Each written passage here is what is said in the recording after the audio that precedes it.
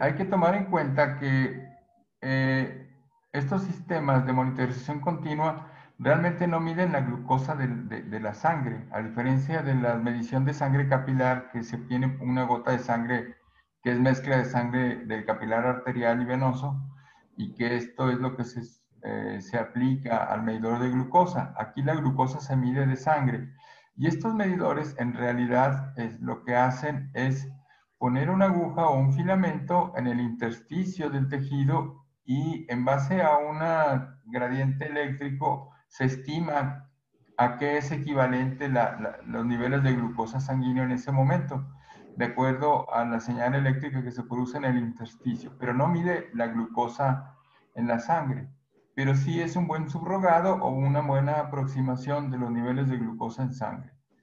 Ok.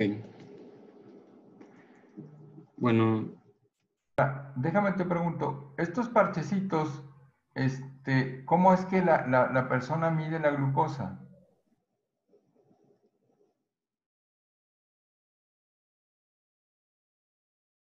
¿En dónde se da cuenta de cuál es el resultado? pues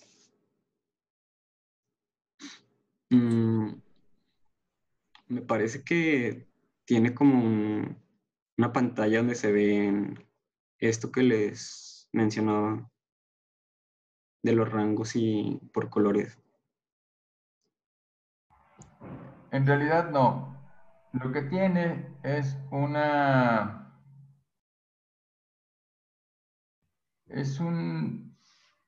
un dispositivo que efectivamente parece un teléfono celular, una tableta chiquitita y que se comunica a través de Bluetooth con el emisor después ¿cómo se llama? Al que está ¿Contigo? conectado al filamento. Y este aparatito puedes conectarlo a una computadora y entonces con un software es lo que te grafica y te hace los promedios y todo lo demás y ya te sale la tabla de resultados en números y visualmente y ya con eso uno puede evaluar cuál es la medida a tomar o dónde hay que modificar las cosas. Ok. Déjame te pregunto entonces ahora, si una persona tiene insuficiencia renal y tiene retención de líquidos y tiene edema intersticial, ¿sigue siendo una buena opción este sistema de medición? Mm, Pues yo me imagino que no. Empieza a distorsionarse los resultados. Ahora, trata de combinar los dos conceptos que hiciste en el grafiquito ese que pusiste de la ACE, donde dice que un control más estricto y menos estricto, ese. Y en un cuadro anterior pusiste quienes requerían un control estricto.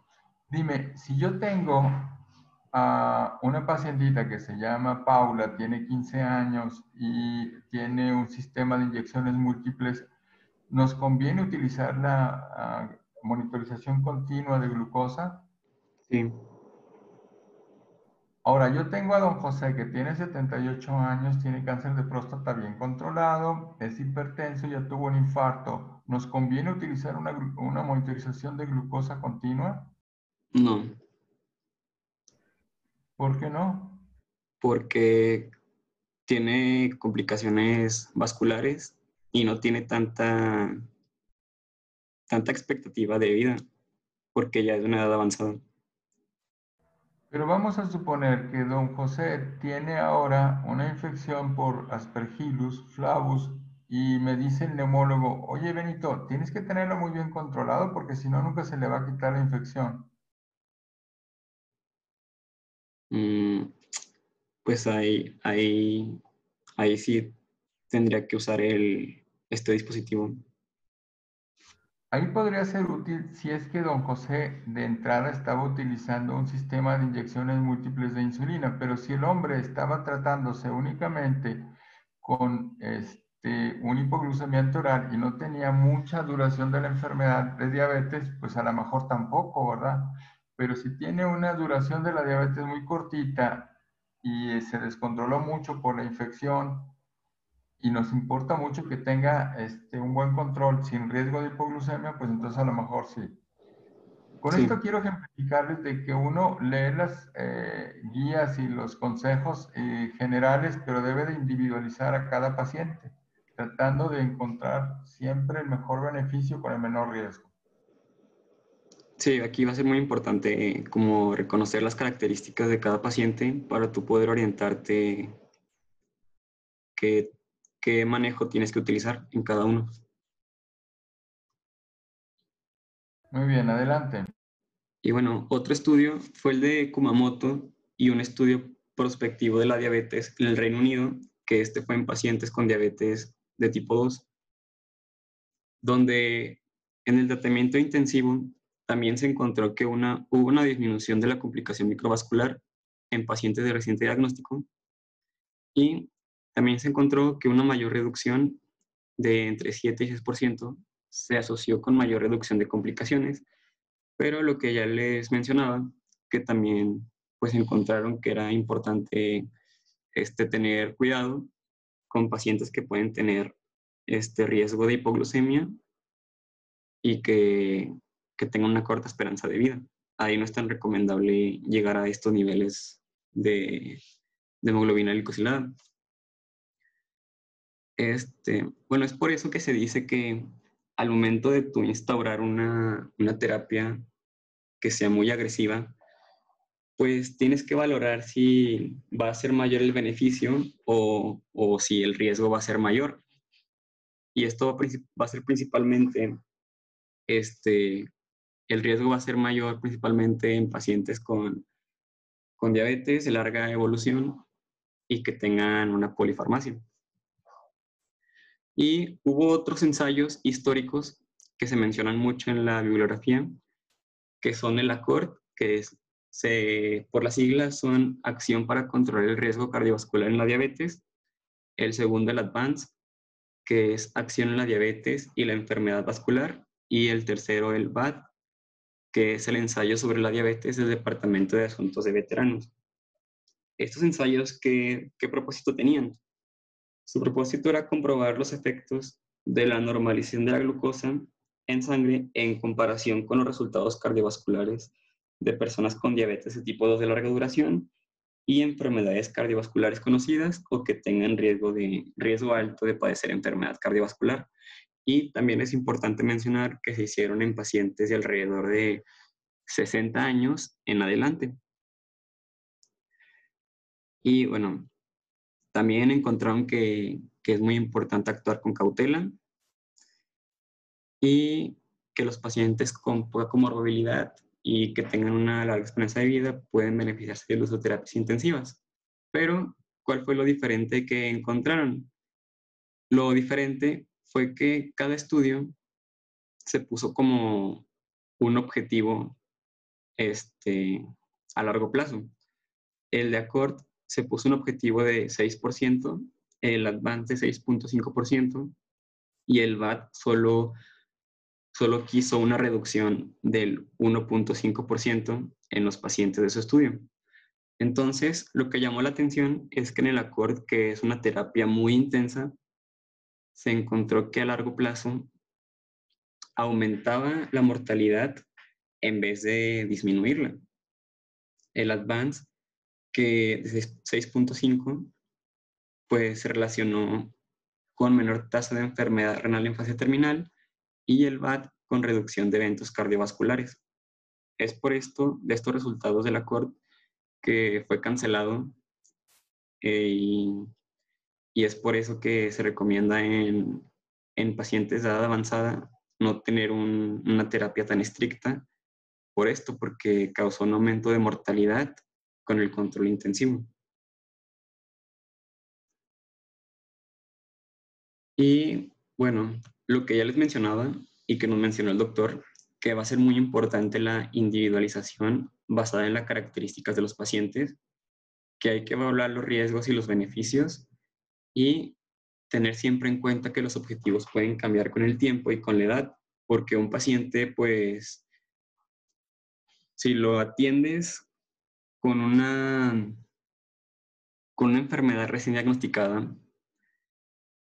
puede que, no sé, en 1 año o 2 años sufra de una enfermedad crónica o una enfermedad cardiovascular que te haga pensar en que tienes que modificar tu tratamiento. Entonces, pues, esta imagen me parece que es muy importante siempre tenerla en cuenta porque, pues, es muy ilustrativa de lo que debemos de tener en cuenta. Y después, se ha encontrado que en individuos con valores de glucosa preprandial dentro del objetivo llegan a tener valores de hemoglobina glicosilada por encima del objetivo. Entonces, pues, investigando por qué podía darse esto, se encontró que postprandialmente había individuos que pasaban el pico de glucosa permitido, o sea que estaban por arriba de los 180 miligramos sobre decilitro. Entonces, a lo que se concluyó es que a estos pacientes hay que estarles haciendo pruebas postprandiales para poder identificar si se dan aumentos en los picos de glucosa y así poder usar un tratamiento destinado a reducir la glucosa en plasma postprandial para así reducir la hemoglobina glicosilada. Que aquí les pongo que, pues en forma general, como ya lo había mencionado, tiene que ser menor al 7%. Preprandial, la glucosa capilar tiene que ser de 80 a 130 miligramos sobre decilitro y postprandial menor a 180 miligramos sobre decilitro. Y bueno, aquí está resumido lo que ya les he mencionado de los cuidados en pacientes de edad avanzada o con enfermedades cardiovasculares o comorbilidades graves. Y aquí de una forma más general, agregamos otros factores como el colesterol no HDL, que debe de ser menor a 130 miligramos sobre decilitro, el al LDL, que tiene que ser menor a 100 miligramos sobre decilitro en personas mayores de 75 años y menor de 70 miligramos sobre decilitro en personas con menores de 75 años, así como también hayan tenido una enfermedad cerebrovascular. En HDL, en hombres, tiene que ser mayor a 40 miligramos sobre decilitro y en mujeres mayor a 50 miligramos sobre decilitro. Y en cuanto a la hipertensión, en pacientes sin nefropatía o, sin retinopatía, tiene que estar entre 120 y 40 milímetros de mercurio y entre 80 y 90 milímetros de mercurio. Y con nefropatía o retinopatía, menor a 130. No, perdón, me confundí. En pacientes sin nefropatía y sin retinopatía, tiene que estar entre 120 y 140 y 80 y 90 milímetros de mercurio, y con nefropatía y retinopatía en menor de 130 por 80 milímetros de mercurio. Y el tabaco va a ser muy importante en la abstinencia, que bueno, esto lo vamos a ver más adelante junto con el estilo de vida saludable del ejercicio y la alimentación. Y por último, las metas de peso corporal y de perímetro de cintura, pues lo que ya sabemos es que el peso en un paciente con diabetes, pues debemos estar entre 18.5 y 25 kilogramos por metro cuadrado, y esto se debe lograr un periodo de mediano plazo. Pero en pacientes que no pueden lograr estos objetivos, al menos se debe disminuir un 10% de su peso corporal en el primer año de tratamiento. Que bueno, aquí lo menciona como en pacientes con diabetes, pero pues esto debe de ser para la población en general. Y el perímetro de cintura debe de ser menor de 94 centímetros en hombres y menor de 90 centímetros en mujeres. Esto hablando en personas de latinoamericanas. Y estas medidas se dicen que son las pruebas de mayor especificidad y sensibilidad para valorar el exceso de grasa visceral. Es por eso que es muy importante realizarlas. Y ya un resumen de las recomendaciones, pues primero es pues tener en cuenta las motivaciones y necesidades sentidas por el paciente, un abordaje multifactorial que se refiere que pues involucrado tanto médico como nutriólogo, el paciente, la familia, si es necesario ayuda psicológica, la individualización del tratamiento, como ya lo vimos, una revisión periódica pautada, el pacto de metas y cronograma con el paciente, explicaciones claras de los objetivos y resultados, y un trabajo multidisciplinar en el seguimiento y el tratamiento de estos pacientes. O sea, un tratamiento que esté bien apegado y con buena comunicación entre paciente y médico. Y bueno, ya vamos a continuar con mi compañero hablando de actividad física y alimentación.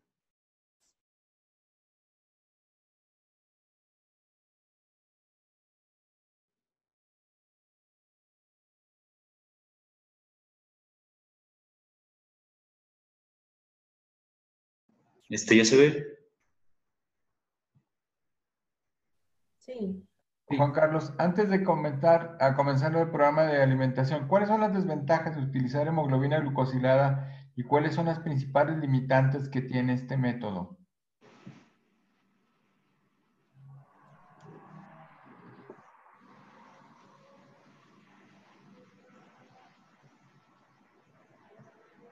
Doctor, sí,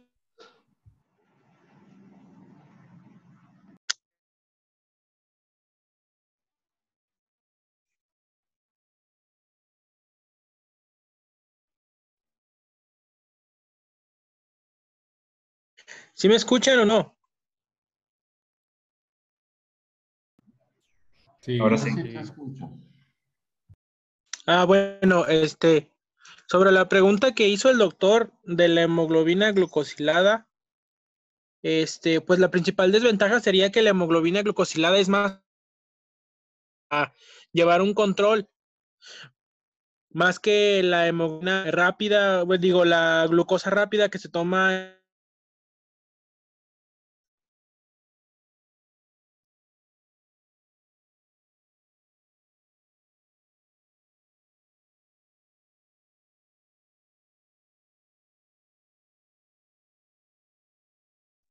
Yo dejé de escucharlo. yo también. Yo tampoco escucho al doctor. No, es que te dejaste escuchar tú, bro. Sí, te cortaste la mitad más o menos. Bueno, no creo que la mitad al inicio. Sí, que las ventajas de la glucosilada, ¿no? De la hemoglobina, te quedaste en eso.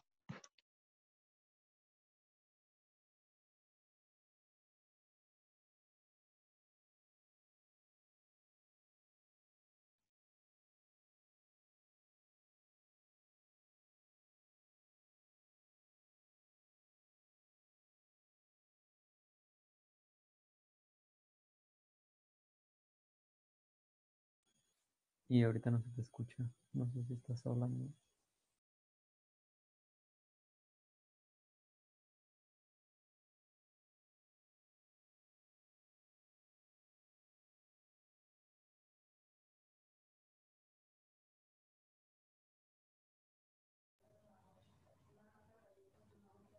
Están hablando.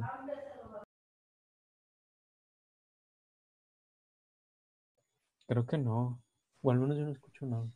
No, ni yo pensé que estaba mal. Micro silenciado.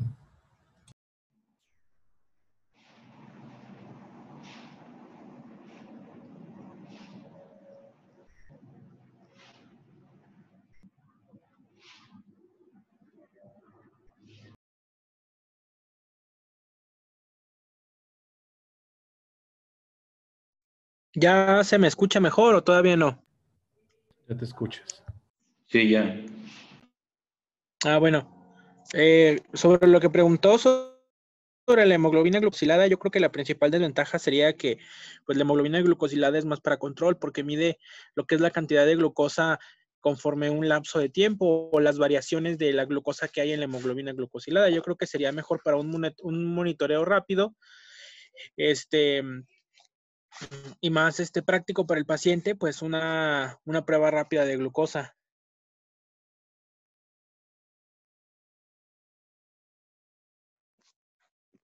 Sí, aparte de que tenía pues como que pudiera ser sesgada, ¿no? Porque, por ejemplo, en las anemias o en otras... Hemoglobinopatías, que no era Ajá, confiable. sí, Muy bien, a mí me parece que hay dos desventajas importantes de utilizar hemoglobina glucosilada. La primera es que hay que esperar mucho tiempo para ver el efecto de una modificación en el tratamiento farmacológico y esto no nos permite tomar decisiones de un momento a otro o de un día para otro. Y la segunda desventaja es que es el promedio de las glucosas. Si recordamos cuando hablamos de los mecanismos de daño por hiperglucemia, la glucosilación no enzimática de proteínas, es un fenómeno que es lento, ¿no? Entonces, y aquí el cómo ver esta hemoglobina glucosilada es que me dice que la hemoglobina que está en el interior de un eritrocito que tiene una vida media de promedio de 90 a 120 días, va a estar expuesta a diferentes concentraciones de glucosa y la glucosilación no enzimática no depende de una actividad enzimática, sino de las concentraciones de glucosa en donde está viviendo este eritrocito. Entonces, en promedio me puede sacar una hemoglobina glucosilada de 7 y uno podría pensar que está muy bien, pero el sujeto puede tener muchos picos de hiperglucemia y muchos picos de hipoglucemia y me da 7. Otra misma persona con 7 puede ser que sí esté muy estable, pero el solo resultado de hemoglobina glucosilada no nos hace esta diferencia.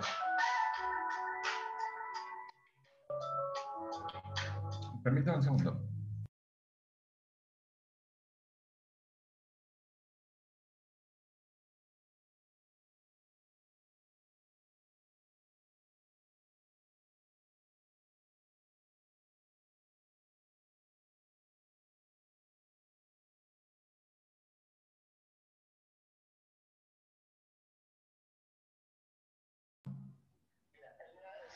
Adelante.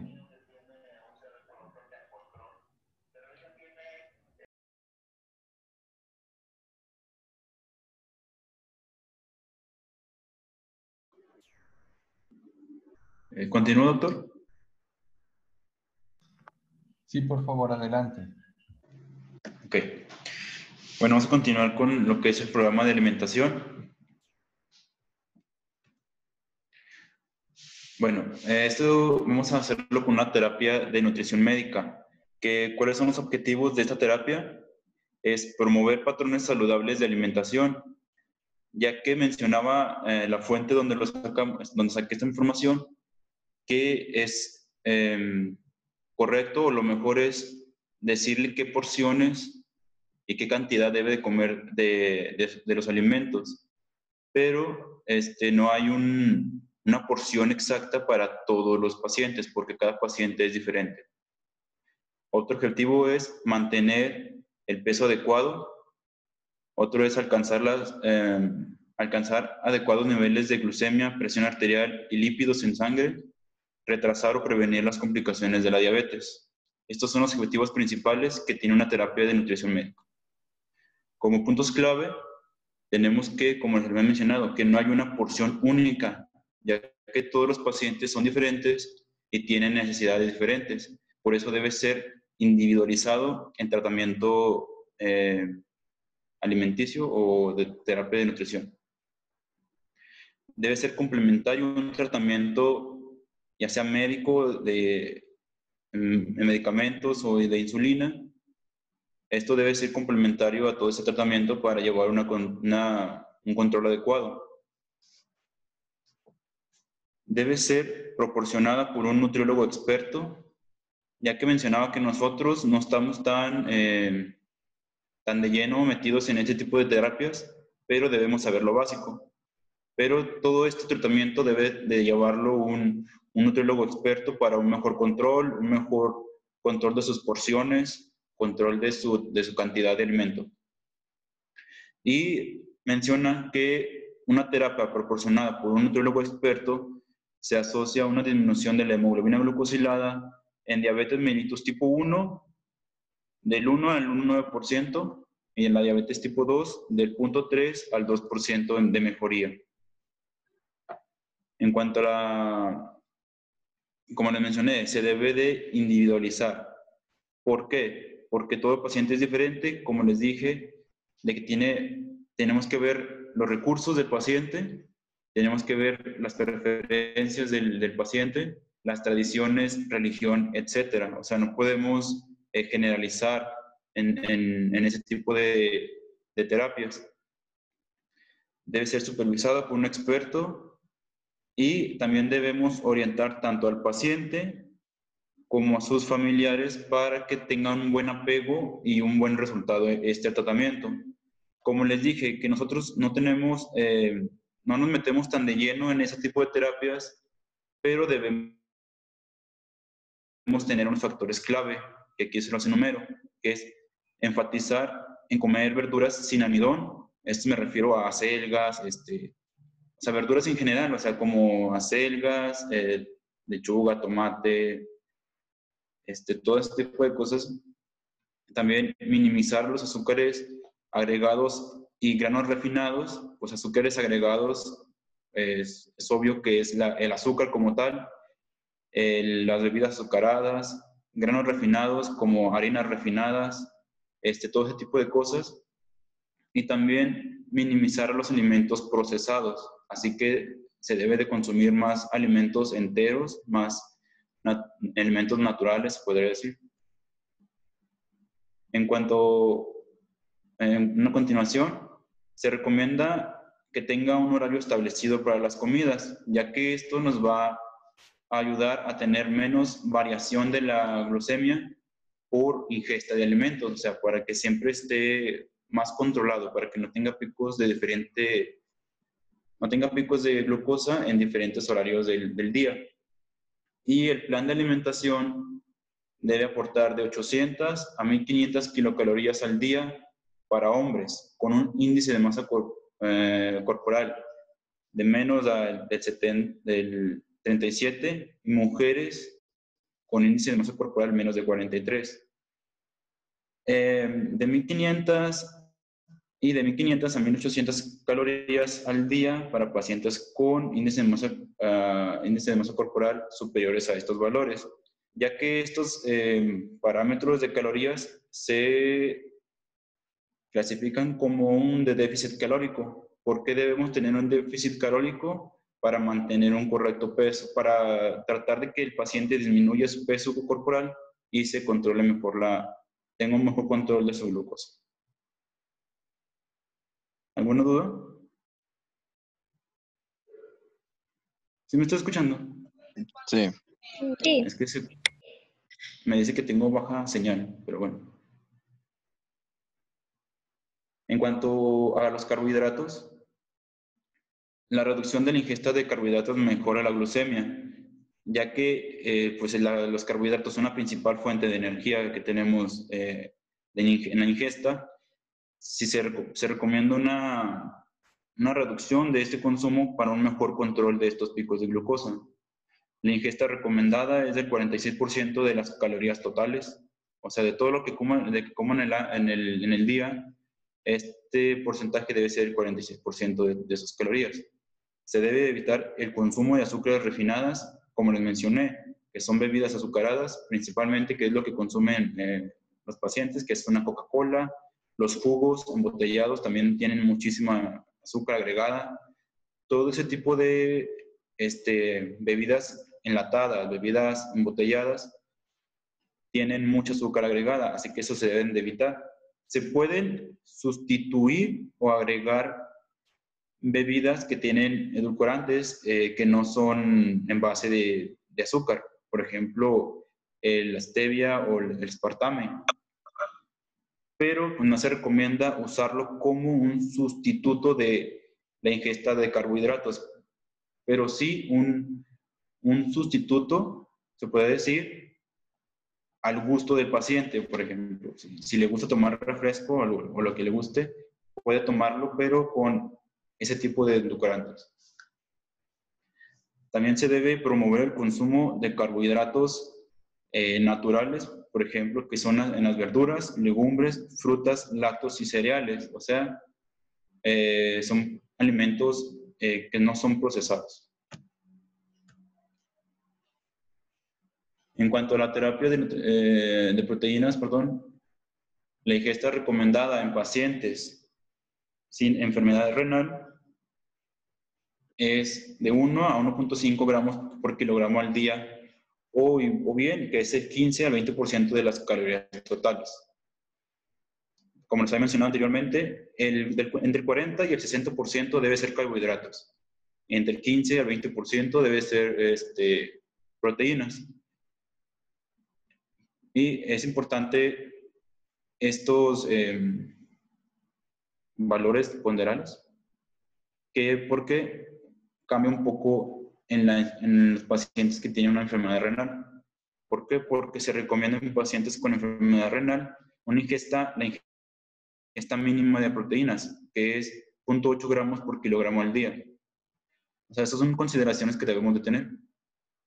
Y la proteína recomendada son el pollo, el pescado y legumbres, porque no se recomienda ya en este tipo de pacientes la alta ingesta de proteínas de carne roja, como es la carne de cerdo y carne de res. Así que se recomienda más una proteína de carne blanca o un poco, mencionaba receta mediterránea, que es comer pollo y pescado, verduras en abundancia. En cuanto a las grasas, se recomienda que la ingesta de grasas sea del 30 a un 45%. Mencionaba que no era tanto el porcentaje la importancia, sino la calidad de la grasa o el tipo de grasa. Por ejemplo, se recomienda consumir las grasas buenas, se podría decir así, que son poliinsaturadas y monoinsaturadas, que en la imagen de la derecha les pongo unos ejemplos de las grasas saludables, que son aceite de oliva, aceite de girasol, aceite de lino, aceite de cacahuate, la grasa que está en las aceitunas, en el aguacate, en la soya, en la leche de soya. Y debe evitarse, mencionaba que debe ser casi el 1% de la ingesta de grasas trans, que son las grasas que son derivadas de animal. Por ejemplo, la mantequilla, por ejemplo, los quesos, todo ese tipo de grasas que tienen grasa de origen animal se deben de evitar en ese tipo de pacientes. Y promover, como les he mencionado, promover la ingesta de grasas saludables o grasas buenas. ¿Alguna duda? Yo tengo una. Sí, Orlando. Perdón, déjame, nada más te pregunto varias cosas, Orlando. Sí. Cuando comenzaste tu exposición y dijiste que los objetivos de el manejo de la alimentación o la sugerencia de planes alimenticios, tuviste varios, esa mera. Dice promover patrones saludables, bla, bla, bla, bla, bla, peso adecuado, niveles adecuados de glucosa, presión arterial y lípidos, y retrasar o prevenir complicaciones de diabetes. ¿Cuáles? Por ejemplo, mencionaba problemas cardiovasculares, problemas, por ejemplo, un adecuado control de su glucosa lo lleva a complicaciones como el pie diabético. Orlando, lo que pasa es que ya sería redundante, ¿verdad? Porque ya arriba pusiste tener buenos niveles de glucosa, presión arterial y lípidos. ¿Cuál es la única complicación que puede manipularse desde el punto de vista nutricional, hablando de pacientes o portadores de diabetes?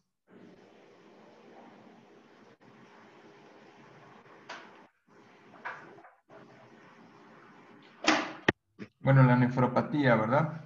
Okay. Cuando veamos lo de nefropatía, nos vamos a dar cuenta de cuál es el momento adecuado o preciso donde hay que comenzar a reducir la ingesta de proteínas. Más adelante tú dijiste, puedes avanzar la presentación hasta que pongas lo de proteínas donde dices 0.8, de 1.5 a 0.8 con enfermedad renal. Aquí está. Aquí, la verdad, si uno lo ve superficialmente, uno se queda con la idea de que a lo mejor es hasta que el paciente tenga una enfermedad renal de estadio final, lo cual no es cierto.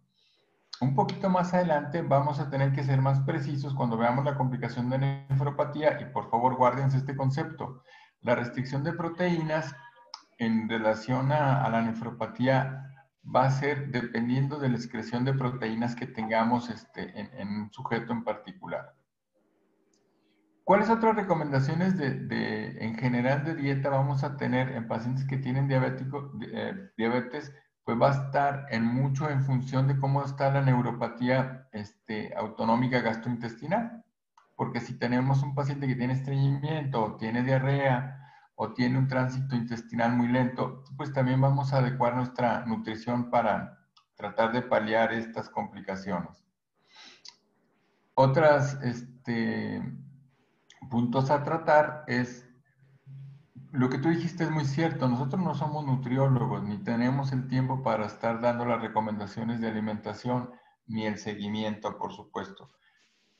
Pero sí tenemos mucho la necesidad de mandarle el recado adecuado al nutriólogo. El nutriólogo es como el farmacéutico, ¿no? Uno le manda la receta y le dice, quiero que le des tantas tabletas para que se tome tantas tabletas al día y de tantos miligramos. Bueno, de una manera muy semejante, quien atiende pacientes con diabetes mellitus tendrá la necesidad y la obligación de mandar al nutriólogo y decirle, a este paciente quiero que le pongas para reducción de peso, tanto de proteínas, tanto de carbohidratos, tanto de grasa. Eso es lo que el nutriólogo necesita de nuestra parte.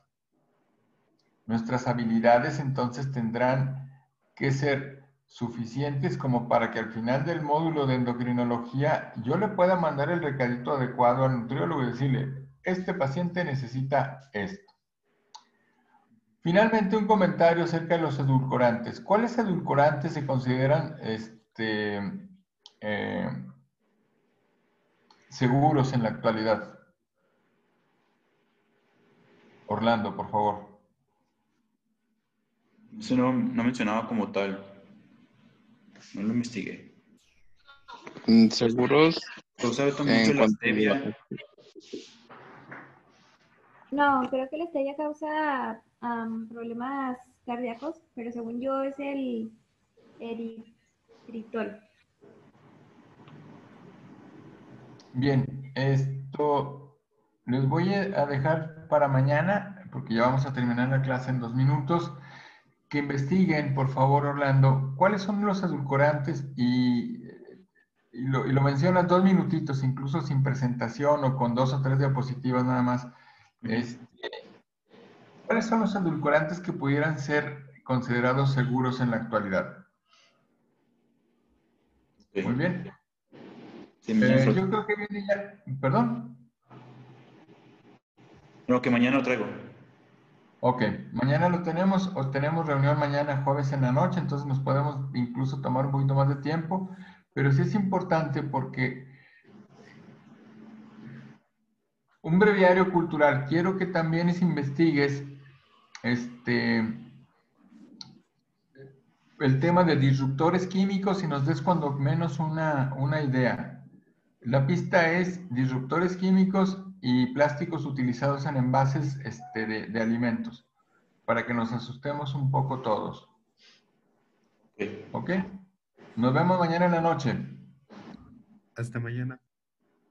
Mañana. Gracias, doctor. Gracias, doctor. Hasta mañana, doctor. Gracias.